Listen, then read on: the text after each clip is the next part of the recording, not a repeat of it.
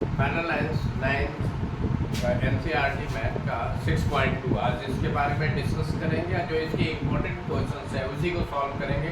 Question तो बहुत सारे बनाए जा सकते हैं, लेकिन मेरे वजह से जो इम्पोर्टेंट है और जिस टाइप का क्वेश्चन आने की उम्मीद होते हैं पेपर में, उन्हीं को हम सॉल्व करते हैं। एक्सरसाइज भी सॉल्व करेंगे। पहले जो मुझे लगता है कि जो इम्पोर्टेंट है और पेपर में आते हैं, तो उन 4-5 क्वेश्चन को अगर आप सॉल्व कर लेते हैं तो कंसेप्ट एकदम क्लियर हो जाता है और बाकी सवाल आप आराम से कर सकते हैं। तो ये पहले पढ़ते हैं पैरेलल लाइन्स। आप जानते हैं पैरेलल लाइन्स का डेफिनेशन कहते हैं आपकी वो लाइन्स जो आपस में कभी एक दूसरे को आगे पीछे कहीं भी बढ़ाए एक दूसरे को नहीं काटते, वो पैरेलल लाइन्स होते हैं। ठीक है, और इनको जो बाइसेक्ट इंटरसेक्ट करता है, काटता है, मान लो ये PQ लाइन काटते हैं, तो PQ को क्या कहेंगे? PQ का नाम है ट्रांसवर्सल लाइन। ट्रांसवर्सल लाइन और AB पैरेलल टू CD लिखते हैं। ठीक है, आइए इसके प्रॉपर्टी पे जल्दी से ऐसा करते हैं। प्रॉपर्टी क्या होता है? प्रॉपर्टी, ठीक है, इन्हें इसके एंगल के नाम दे देते हैं। 1 2 3 4 5 6 7 8। सबसे इम्पोर्टेंट प्रॉपर्टी, पहली प्रॉपर्टी है सम ऑफ इंटीरियर एंगल इज 180। मतलब कि एंगल 4 प्लस एंगल 5 इसका 180, एंगल 3 प्लस एंगल 6 इसका 280। इसका मतलब क्या होता है? ये अगर ये पैरेलल है तो यहाँ पे जो भी एंगल बनाएगा 60 70 80 100 कुछ भी बनाए, इन दोनों एंगल को आप प्लस करते हो 180 आता है। अगर 180 आता है तभी पैरेलल कहे जाएंगे। अगर 180 से कम या अधिक आता है तो पैरेलल नहीं। ठीक है, आगे दूसरा इसका प्रॉपर्टी देखते हैं।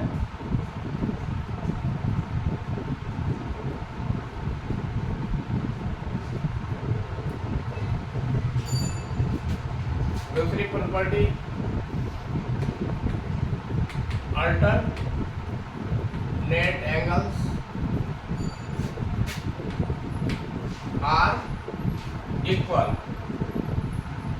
अल्टरनेट एंगल्स ऐसे जेड आकार का जो बनता है वो alternate angle 3 equal to angle 5 या angle 4 equal to angle 6।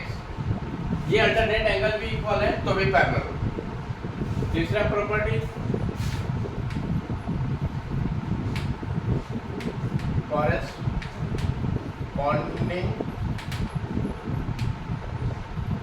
Angles are equal.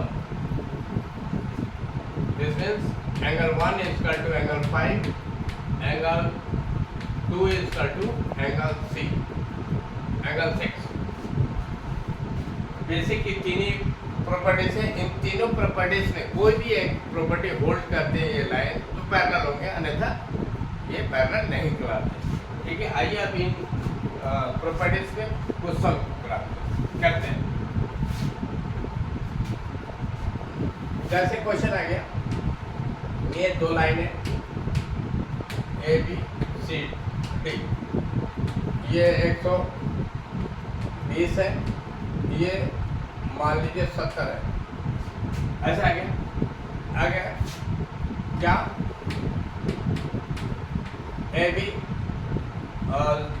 AB parallel to CD है। क्वेश्चन आ गया, बताइए।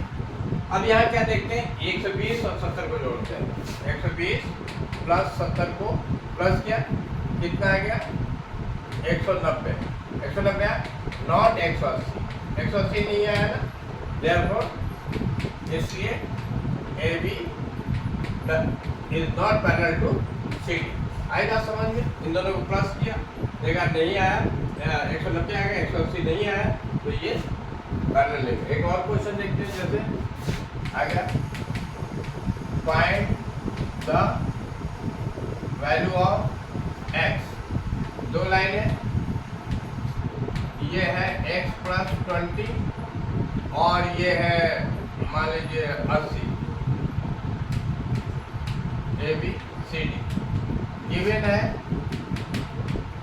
Given AB parallel to CD। हमें क्या निकालना, x का वैल्यू निकालना।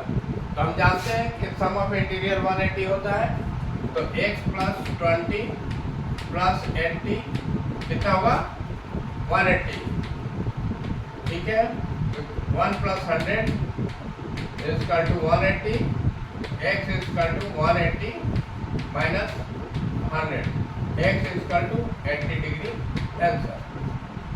आई बात समझ, ये छोटे छोटे क्वेश्चन हैं, इस यहाँ से आपको समझ आता है, कंसेप्ट क्लियर, ठीक है। अभी तो कोई कंसेप्ट क्लियर मैंने समझाया। आइए हम 9th स्टूडेंट को क्वेश्चन बनाते हैं।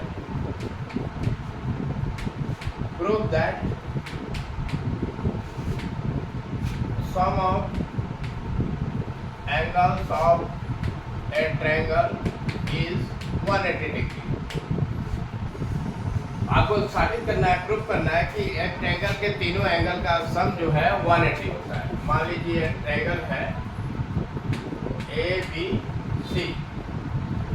टू प्रूफ, क्या प्रूफ करना है, angle A plus angle B plus angle C equal to 180। अब इसमें कंस्ट्रक्शन थोड़ा सा कर लेते हैं, construction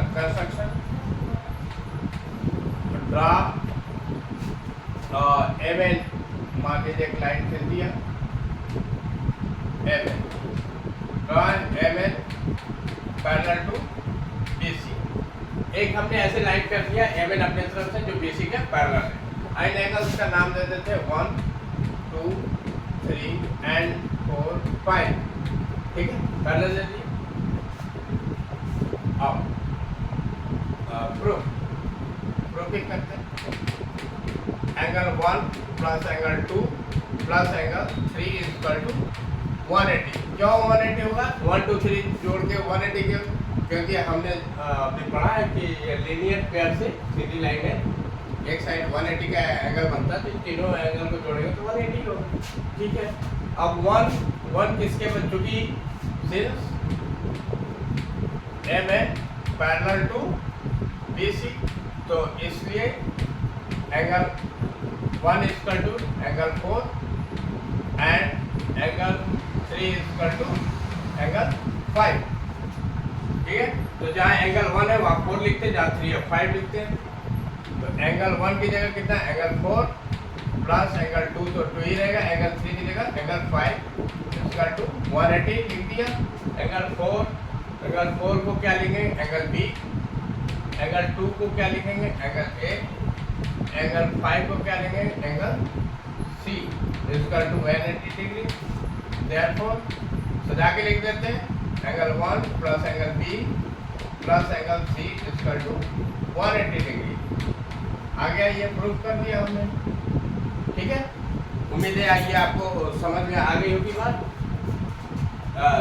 some of angle of a triangle is 180।